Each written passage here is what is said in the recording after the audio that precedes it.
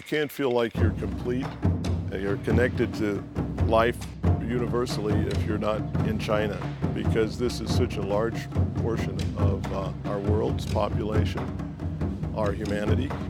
We truly have to be part of China if we want to be part of the world. We have the big Canadian team here to help us with this mission. You know, Dallas, Austin. It's just a magical experience. You know, the whole experience being here and everybody looking out for us and taking care of us in a place where, you know, 8 to 10 years ago we couldn't come and do something like this. So it's a really, really big deal. The NBA cares. Well, I've been on a number of trips with Starkey. This trip to China is a leap forward.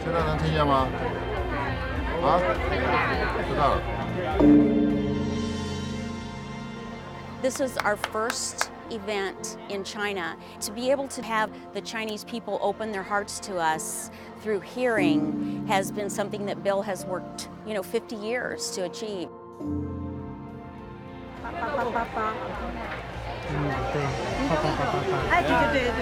We're going to be fitting over 6,000 patients in the cities of Xi'an and Chengdu. We're really, really excited about it.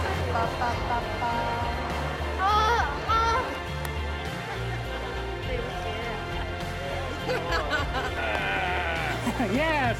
The Starkey Hearing Foundation has found a very strong partner in China, Madam Tao, who is helping us so much with the Association for the Disabled. They've really come to the fore with a lot of help. Quite an effort has been put into supporting what we're doing. For her to be able to visualize this happening before we came and to pave the way for us to be able to do this so freely, it's just one of the most remarkable efforts in my career. Thank you. Welcome. Mrs. Tao is the woman that broke those barriers. And when she stood there in the park and said, Bill Austin and the Starkey Hearing Foundation is bringing peace to the world, and I think it's possible, that statement is so powerful because all it takes is one person in Mrs. Tao's position, and she is taking it to the bank.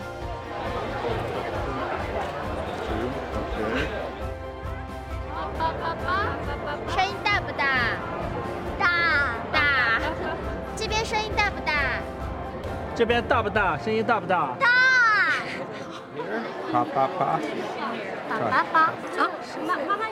like a monkey? Yeah, I like a monkey. Yeah. Every time somebody sits in our chair, you instantly have a relationship with them. And I mean, you just want to be successful for them. You want to be the best you can be for them. We don't give up until they're happy in hearing. This is why we're here. Makes it all worth it. Okay.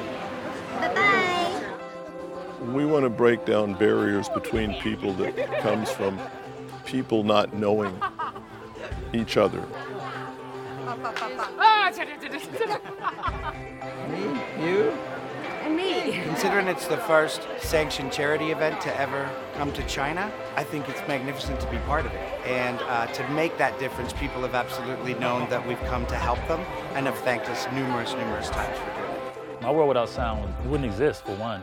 As far as the popular music industry, most people don't know how to read music. That's how a lot of us learn to play instruments, is by playing along with other people's records. This question you ask, whenever a person has a different hearing in each ear. So if you couldn't hear those records to play along with them, then it's a whole nother thing. There we go. And still to this day, I can't read music. I still play by ear. It's really important to me to make sure that I can help somebody else have that same gift. NBA has a long history in China with the number of fans that we have over here. In some particular games, we have more people watching in China than we have the total population in the United States.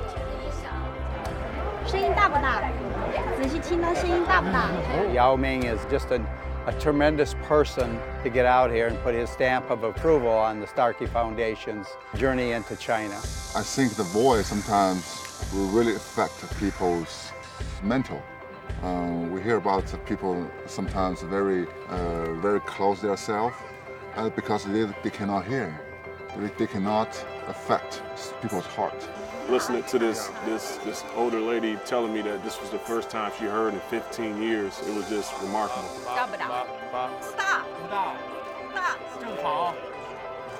She heard my voice, and I know my voice was so inspirational and, you know, so moving. You know, she was so excited, and, you know, we connected. We had a moment, you know, we just hugged and, you know, just celebrate the joy of her hearing again. The heart sometimes is hearing. That's the way to connect to people, learn each other, and to listen to the heart. That's what I'm thinking. Starkey Foundation did great things. What's the goal? 1 million?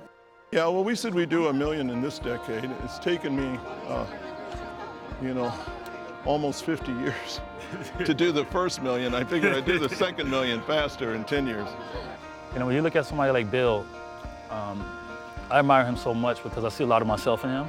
And I think that's what me and him really clicked. It just takes 2 seconds for you to see that with somebody and to see how much they care about something from a whole nother standpoint. It's like being in a whole nother plane. I'm at my starting pace, and I know I'm gonna end up there. All the missions that he's been on, all the people that he's helped, whether it's him, whether it's Quincy, Richard Branson, a lot of people who really, really care, that's really successful. And those people are like, they're like the glowing stars of the planet. He is an action person, and no one outworks him and Tanny as far as helping people. I admire that type of leadership, and I love to participate in it. She's a strong lady. You know, you always hope that things will be better than what you planned. You know, I don't think that I've ever been prouder of our organization or my husband, ever. Thank you, sweetheart. That's great. Okay, so #1 patient. We can't be so separated. We have to understand each other, that we're the same people, and learn to just work together and help each other.